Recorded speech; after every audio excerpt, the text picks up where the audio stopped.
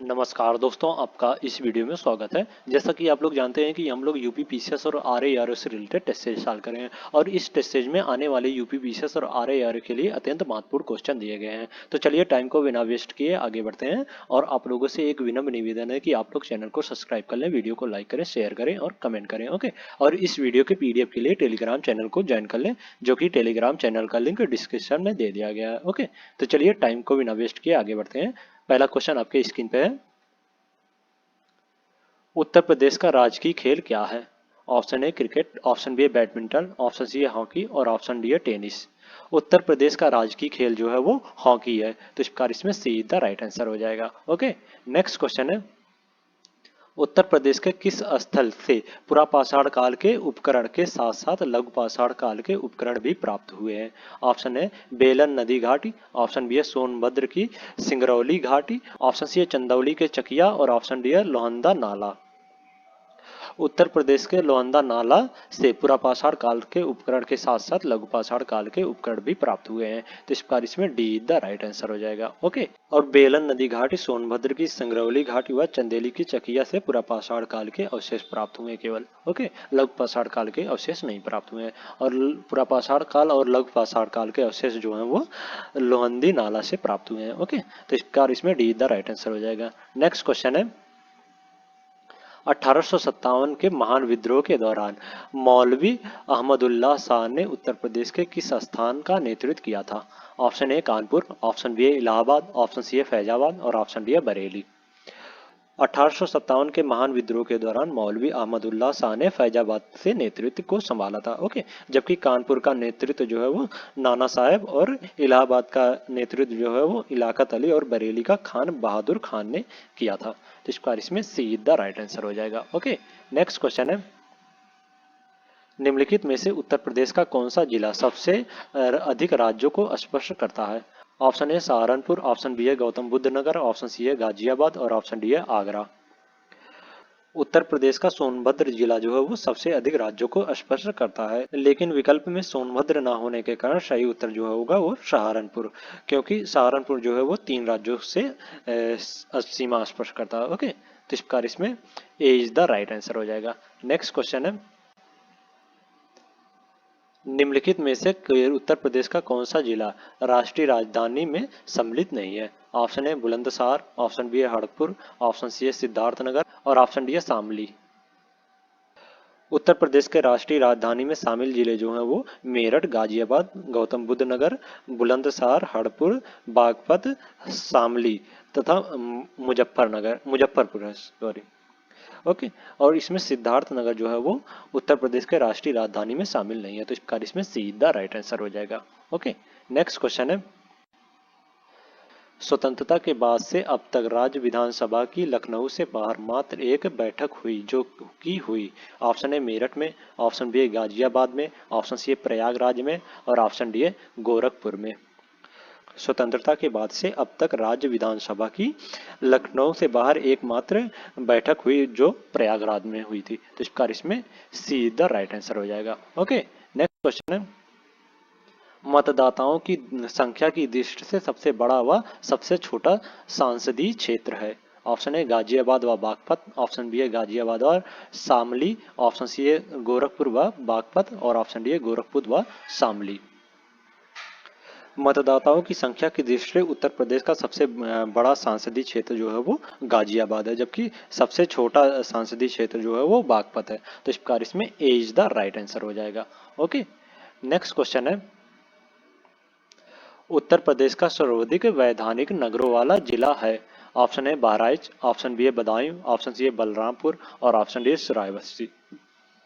वैधानिक नगर सभी प्रशासनिक इकाई जिसमें नगर निगम, नगर पालिका, छावनी बोर्ड, अधिसूचित नगर क्षेत्र समिति, नगर पंचायत जैसे कानूनी शब्दावली के रूप में परिभाषित किया गया है। ओके, अर्थात ये शहर ना होकर शहर बनने की प्रक्रिया में होते हैं। उत्तर प्रदेश में बदायूं जो है वो सबसे अधिक वैधानिक नगरों वाला जिला है, तो इस प्रकार इसमें बी द राइट आंसर हो जाएगा। ओके, नेक्स्ट क्वेश्चन है। निम्नलिखित कथनों पर विचार कीजिए। पहला कथन है प्रदेश में सटे राज्यों की संख्या 9 है। दूसरा कथन है उत्तर प्रदेश में वर्तमान में 75 जिले एवं 18 संभाग यानी मंडल है। उपरोक्त में से कौन सा सत्य है? ऑप्शन ए केवल एक, ऑप्शन बी केवल दो, ऑप्शन सी एक और दो दोनों, और ऑप्शन डी ना तो एक और ना ही दो। उत्तर प्रदेश से सटे राज्यों एवं केंद्र शासित प्रदेशों की संख्या जो है वो कुल मिलाकर 9 है तथा उत्तर प्रदेश में वर्तमान में 75 जिले एवं 18 मंडल हैं, जिसमें सबसे बड़ा मंडल जो है वो लखनऊ है। तो इस प्रकार इसमें एक और दो दोनों कथन जो है वो सही है, तो इसमें सीधा राइट आंसर हो जाएगा। Okay, next question. निम्नलिखित कथनों पर विचार कीजिए। पहला है, उत्तर प्रदेश का कुल क्षेत्रफल भारत के क्षेत्रफल का लगभग 7% है, और दूसरा कथन है, उत्तर प्रदेश के कुल क्षेत्रफल का नगरीय क्षेत्र लगभग 3% है। उपरोक्त में से कौन सा कथन सत्य है? ऑप्शन ए केवल एक, ऑप्शन बी केवल दो, ऑप्शन सी एक और दो दोनों, और ऑप्शन डी ना तो एक और ना ही दो।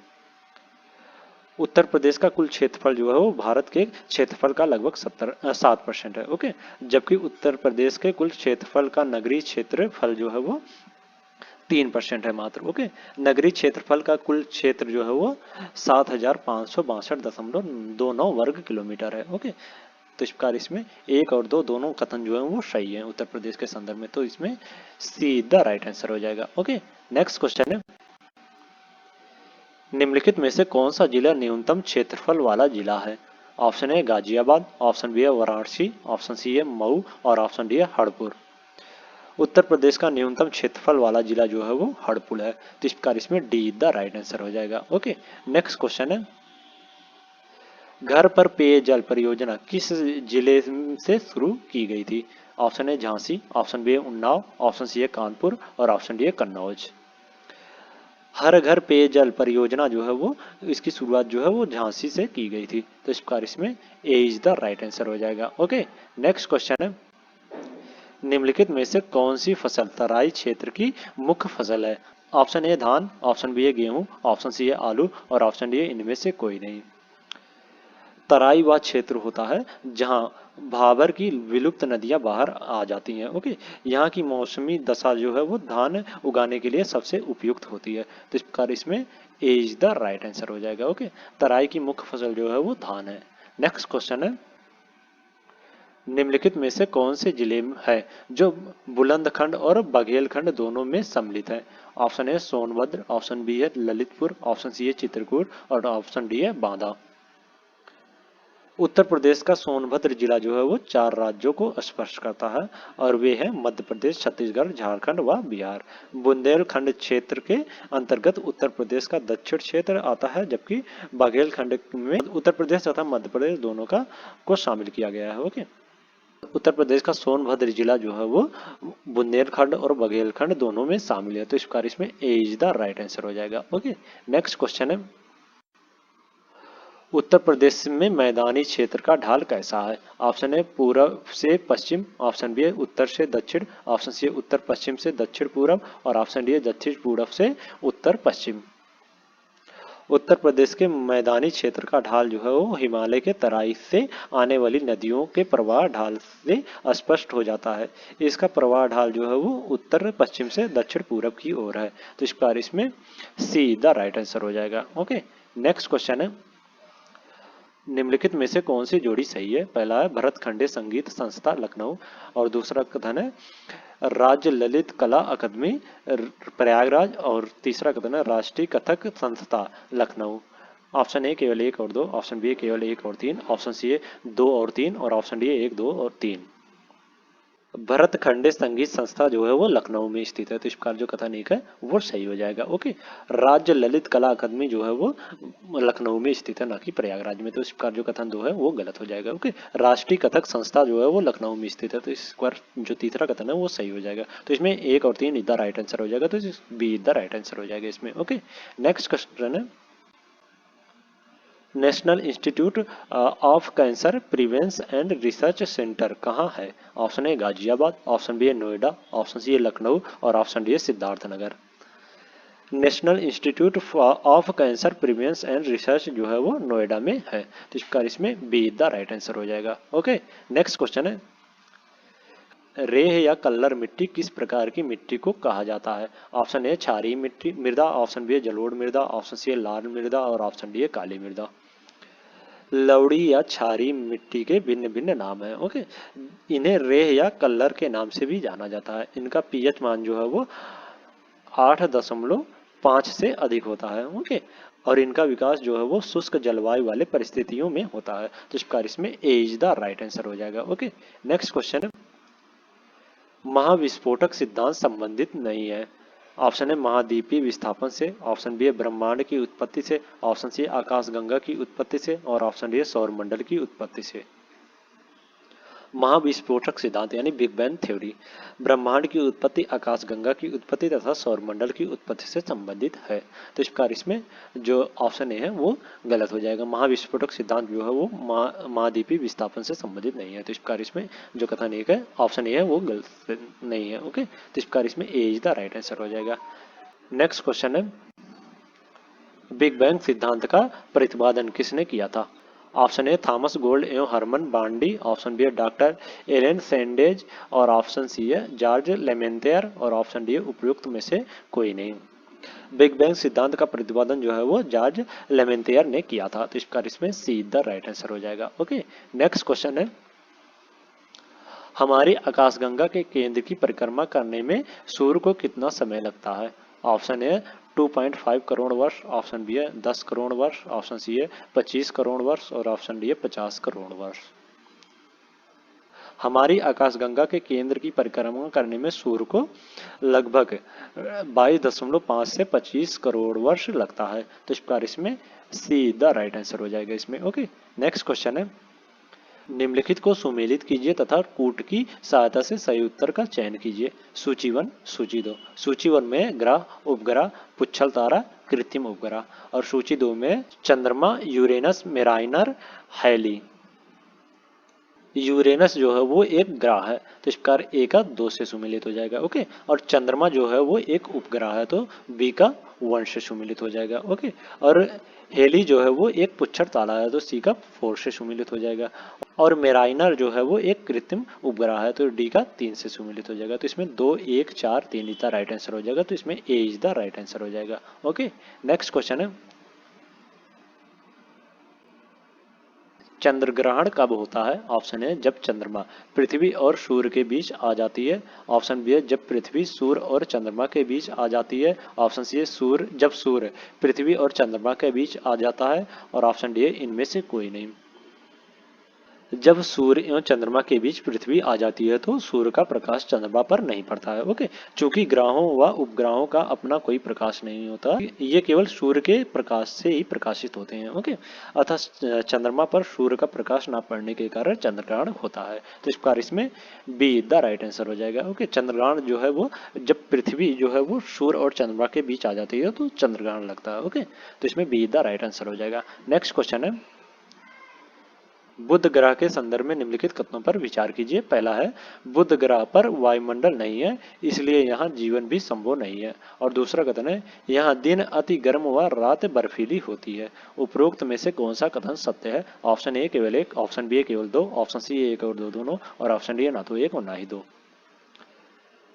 बुध सूर्य का सबसे निकटतम तथा सौरमंडल का सबसे छोटा ग्रह है। ओके, और सूर्य और पृथ्वी के बीच होने के कारण बुध एवं शुक्र को आंतरिक ग्रह भी कहा जाता है। ओके, बुध का तापमान सभी ग्रहों से सबसे अधिक होता है, और बुध पर वायुमंडल नहीं होता, इसलिए यहाँ जीवन भी संभव नहीं है। ओके, और यहाँ दिन जो है वो अति गर्म और रात जो है वो बर्फीली होती है। तो इस प्रकार इसमें एक और दो दोनों कथन जो है वो सही है, तो इसमें सी द राइट आंसर हो जाएगा। ओके, नेक्स्ट क्वेश्चन है, सौर मंडल में पृथ्वी की स्थिति क्या है? ऑप्शन ए यह सूर्य और शुक्र ग्रह के मध्य स्थित है, ऑप्शन बी है यह शुक्र ग्रह और मंगल ग्रह के मध्य स्थित है, ऑप्शन सी है यह सूर्य से दूरी के क्रम में चौथा ग्रह है, और ऑप्शन डी है इनमें से कोई नहीं। पृथ्वी जो है वो सूर्य से दूरी के क्रम में तीसरा ग्रह है। ओके, तथा सभी ग्रहों के आकार की दृष्टि से 5वां स्थान रखता है। ओके, यह शुक्र और मंगल ग्रह के बीच स्थित है, तो इस प्रकार इसमें बी द राइट आंसर हो जाएगा इसमें। ओके, नेक्स्ट क्वेश्चन है, सौर मंडल का सबसे छोटा उपग्रह कौन सा है? ऑप्शन ए चंद्रमा, ऑप्शन बी है डीमोस, ऑप्शन सी है फाबोस, और ऑप्शन डी है गैनमीड। सौर मंडल का सबसे छोटा उपग्रह जो है वो मंगल ग्रह का डीमोस उपग्रह है। ओके, जबकि सौर मंडल का सबसे बड़ा उपग्रह जो है वो बृहस्पति ग्रह का गैनीमेड उपग्रह है। तो इस प्रकार इसमें जो ऑप्शन बी है वो सही हो जाएगा। सौर मंडल का सबसे उपग्रह जो है वो डीमोस है। ओके, नेक्स्ट क्वेश्चन है, कृत्रिम उपग्रह के संदर्भ में निम्नलिखित कथनों पर विचार कीजिए। पहला, समानता दूर संवेदी उपग्रह ध्रुवीय सूर्य समतुल्य कक्षा में 600 से 1100 किलोमीटर की दूरी पर स्थापित किए जाते हैं। और दूसरा कथन है, दूर संचार उपग्रह भू स्थैतिक कक्षा में 36,000 किलोमीटर की ऊंचाई पर स्थापित किए जाते हैं। उपरोक्त में से कौन सा कथन सत्य है? ऑप्शन ए केवल एक, ऑप्शन बी केवल दो, ऑप्शन सी है एक और दो दोनों, और ऑप्शन डी है ना तो एक और ना ही दो। कृत्रिम उपग्रह जो है वो दो प्रकार के होते हैं, दूर संवेदी उपग्रह और दूर संचार उपग्रह। ओके, दूर संवेदी उपग्रह जो है वो उसके द्वारा किसी वस्तु के सीधे संपर्क में आए बिना उसके बारे में आंकड़े संग्रह करना या किसी भौतिक संपर्क में बिना पृथ्वी के धरातली रूप और संसाधनों का अध्ययन वैज्ञानिक विधि से किया जाता है। ओके, जबकि दूर संचार उपग्रह का प्रयोग जो है वो संचार सेवा को व्यवस्थित करने के लिए किया जाता है। और समानता दूर संवेदन उपग्रह जो है वो ध्रुवीय सूर्य समतुल्य कक्षा में 600 से 1100 किलोमीटर की दूरी पर स्थापित किए जाते हैं। ओके, और दूर संचार उपग्रह जो है वो भू स्थैतिक कक्षा में 36,000 किलोमीटर ऊंचाई पर स्थापित किए जाते हैं। तो इस प्रकार इसमें एक और दो दोनों कथन जो है वो सही है। तो इसमें सी द राइट आंसर हो जाएगा। ओके, नेक्स्ट क्वेश्चन है, पृथ्वी पर कुल कितनी काल्पनिक अक्षांश रेखाएं हैं? Option A 180, option B 181, option C 179 और ऑप्शन डी इनमें से कोई नहीं। पृथ्वी पर कुल जो है वो 179 अक्षांशी काल्पनिक अक्षांशी रेखाएं हैं। ओके, और वे हैं, जैसे देखो ये पृथ्वी है, ये विषुवत रेखा है, विषुवत रेखा के उत्तर में 90 और विषुवत रेखा के दक्षिण में 90 अक्षांशी रेखाएं होती हैं। ओके, 90 अक्षांशी रेखाएं होती हैं। ओके, और जो 90 डिग्री पे होता है वो एक बिंदु है ना कि रेखा है। तो इस प्रकार जो ये 90 प्लस ये टोटल 181 हो जाएगा अक्षांशी रेखा, और दो बिंदु जो होते हैं वो रेखा नहीं होता बल्कि बिंदु होते हैं, तो इसमें दो माइनस करेंगे तो 179 हो जाएगा। ओके, तो इस प्रकार इसमें सी द राइट आंसर हो जाएगा। 179 काल्पनिक अक्षांशी रेखाएं होती हैं। ओके, नेक्स्ट क्वेश्चन है, आग्नेय चट्टान के संदर्भ में निम्नलिखित कथनों पर विचार कीजिए। पहला है, इसका निर्माण क्रस्ट के नीचे उपस्थित तप्त एवं तरल मैग्मा के ठंडे होने से होता है। और दूसरा कथन है, अवसादी व रूपांतरित चट्टान इसी से निर्मित है। उपरोक्त में से कौन सा कथन सत्य है? ऑप्शन ए केवल एक, ऑप्शन बी केवल दो, ऑप्शन सी एक और दो दोनों, और ऑप्शन डी है ना तो एक और ना ही दो। आग्नेय चट्टान जो है वो रावेदार होते हैं, इसे प्राथमिक चट्टान भी कहते हैं। ओके, क्योंकि पृथ्वी की उत्पत्ति के पश्चात सर्वप्रथम इनका ही निर्माण हुआ था। इनमें परतें तथा जीवाश्म नहीं पाए जाते हैं। ओके, इन चट्टानों पर रासायनिक अपक्षय का प्रभाव कम होता है तथा भौतिक व यांत्रिक अपक्षय का प्रभाव अधिक होता है। और इनका निर्माण जो है वो क्रिस्टल के नीचे उपस्थित तप्ते तथा तरल मैग्मा के ठंडे होने से होता है। ओके, तो इस प्रकार जो कथन एक है वो सही हो जाएगा। और अवसादी व रूपांतरित चट्टानें इसी से निर्मित होती हैं। तो इस प्रकार जो कथन दो है वो भी सही हो जाएगा। तो इसमें एक और दो दोनों सही है, तो सीधा राइट आंसर हो जाएगा इसमें। ओके, नेक्स्ट क्वेश्चन है, ज्वालामुखी से सबसे अधिक कौन सी गैस निकलती है? ऑप्शन ए जलवाष्प, option B helium, option C sulphur dioxide और ऑप्शन डी कार्बन डाइऑक्साइड। ज्वालामुखी से सबसे ज्यादा जो है वो जलवाष्प गैस निकलती है, यानी H2O, H2O यानी पानी निकलता है। ओके, जलवाष्प निकलता है सबसे ज्यादा। तो इस प्रकार इसमें A is the right answer हो जाएगा। ओके, नेक्स्ट क्वेश्चन है, लावा के ठोस होने के फलस्वरूप पृथ्वी के अंदर निर्मित चट्टानों को क्या कहते हैं? ऑप्शन ए रूपांतरित चट्टान, ऑप्शन बी वाल्केनिक चट्टानें, ऑप्शन सी परतदार चट्टानें और ऑप्शन डी प्लूटोनिक चट्टानें। जब लावा पृथ्वी के अंदर काफी गहराई पर ही जम जाता है तो प्लूटोनिक चट्टानों का निर्माण होता है। ओके, अधिक गहराई पर स्थित होने के कारण लावा को ठंडा होकर जमने में काफी समय लगता है, जिससे इसमें बड़े बड़े रावे होते हैं। तो इस प्रकार इसमें डी द राइट आंसर हो जाएगा। ओके, नेक्स्ट क्वेश्चन है, निम्नलिखित पर्वतों में से कौन सा इटली में अवस्थित है? ऑप्शन ए एपिनाइन, ऑप्शन बी है पेरेनीज, ऑप्शन सी दिनानिक अल्पास और ऑप्शन डी है जूरा। एपिनाइन पर्वत जो है वो इटली में स्थित है। ओके, इसका विस्तार जो है वो संपूर्ण इटली प्रायद्वीप में है। इसकी सर्वाधिक ऊंचाई जो है वो माउंट क्रोनो है। तो इस प्रकार इसमें A is the right answer हो जाएगा। ओके, नेक्स्ट क्वेश्चन है, स्पेन और फ्रांस के मध्य कौन सा पर्वत सीमा बनाता है? Option A Jura, option B Pyrenees, option C Carpathians और ऑप्शन डी है काकेसस।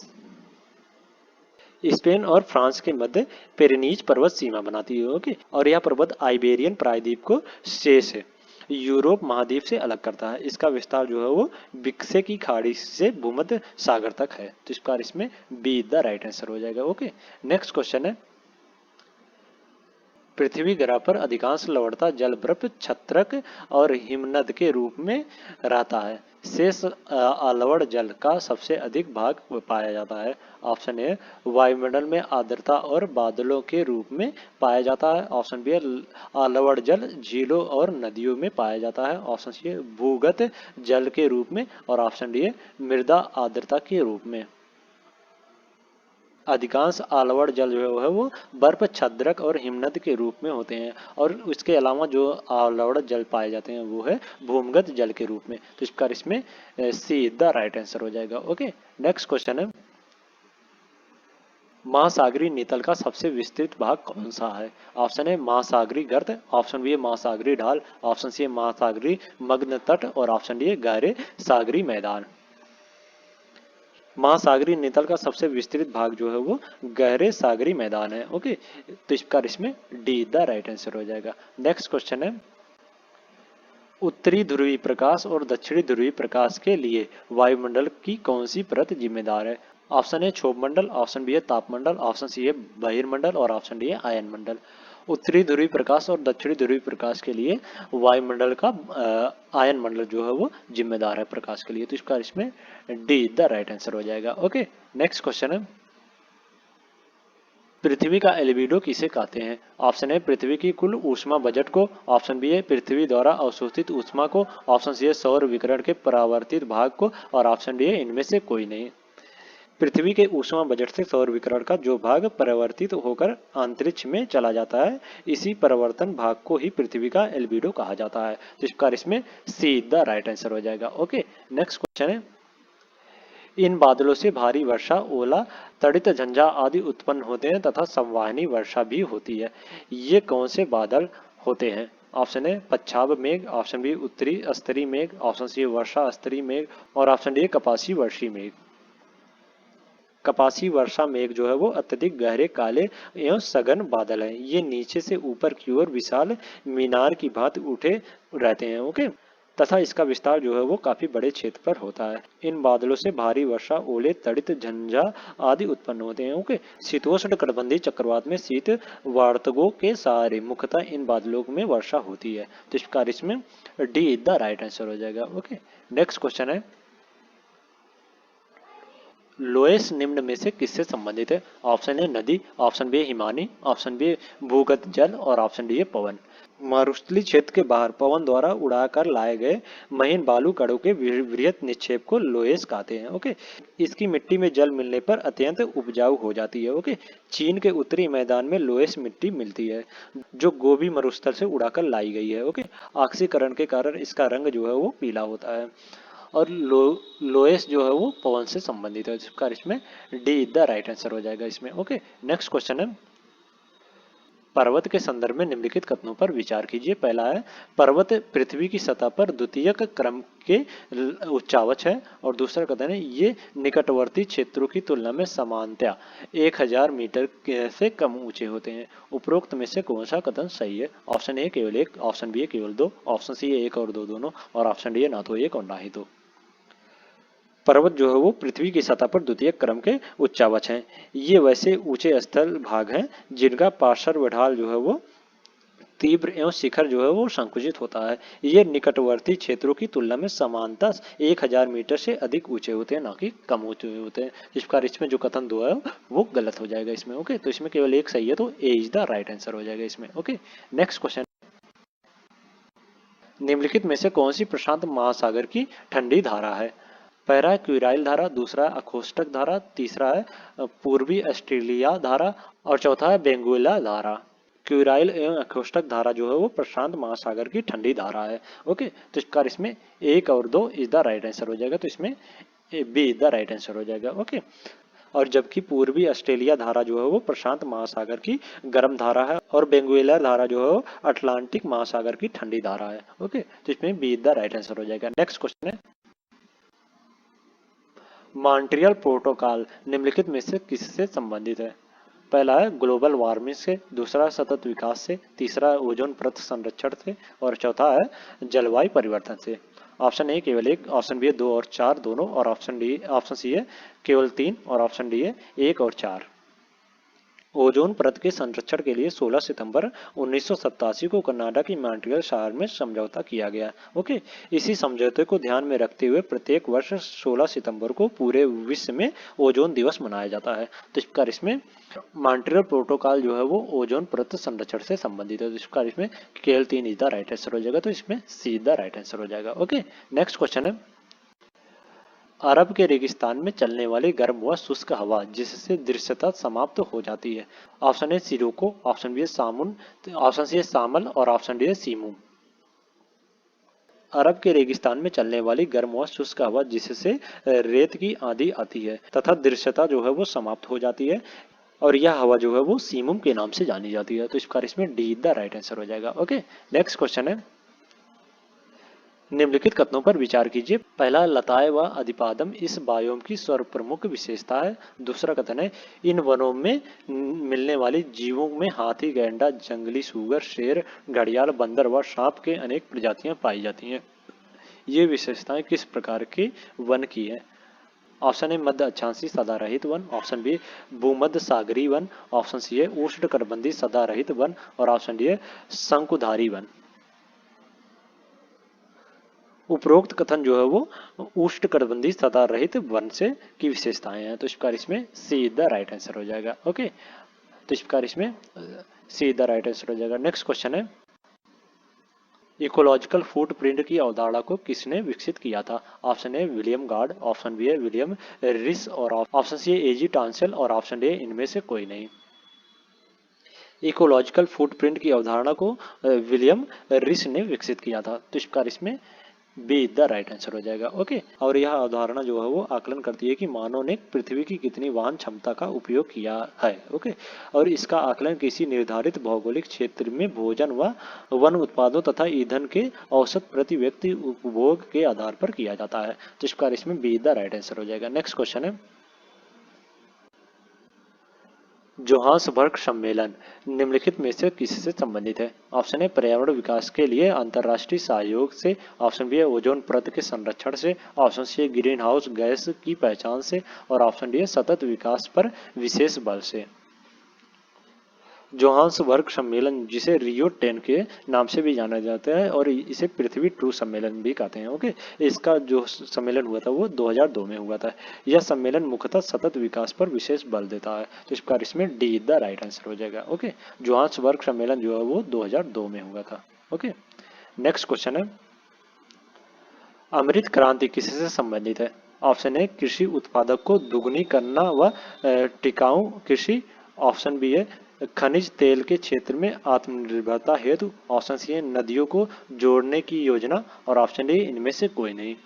अमृत क्रांति का संबंध जो है वो नदियों को जोड़ने की योजना से है। ओके, जबकि कृषि उत्पादक को दुगना करना व टिकाऊ कृषि जो है वो सदाबहार हरित क्रांति या द्वितीयक हरित क्रांति से संबंधित है। तो इस प्रकार इसमें सी द राइट आंसर हो जाएगा इसमें। ओके, नेक्स्ट क्वेश्चन है, ऑस्ट्रेलिया का पर्थ नगर किस दिशा में स्थित है? ऑप्शन ए पूरब में, ऑप्शन बी है उत्तर पूरब में, ऑप्शन सी है दक्षिण पूरब में और ऑप्शन डी है पश्चिम में। ऑस्ट्रेलिया का पर्थ नगर जो है वो पश्चिम दिशा में स्थित है। ओके, जबकि सिडनी व कैनबरा जो है वो पूरब दिशा में स्थित है। तो इस प्रकार इसमें डी द राइट आंसर हो जाएगा इसमें। ओके, तो आज के लिए इतना ही। अगले नेक्स्ट वीडियो में हम लोग नेक्स्ट टेस्ट सीरीज लेके आएंगे। अगर वीडियो अच्छी लगी तो वीडियो को लाइक कर दें और इसी प्रकार के वीडियो के लिए चैनल को सब्सक्राइब कर लें। ओके, और इस वीडियो के पीडीएफ के लिए टेलीग्राम चैनल को ज्वाइन कर लें, जो कि टेलीग्राम चैनल का लिंक डिस्क्रिप्शन में दे दिया गया है। Okay, thank you so much.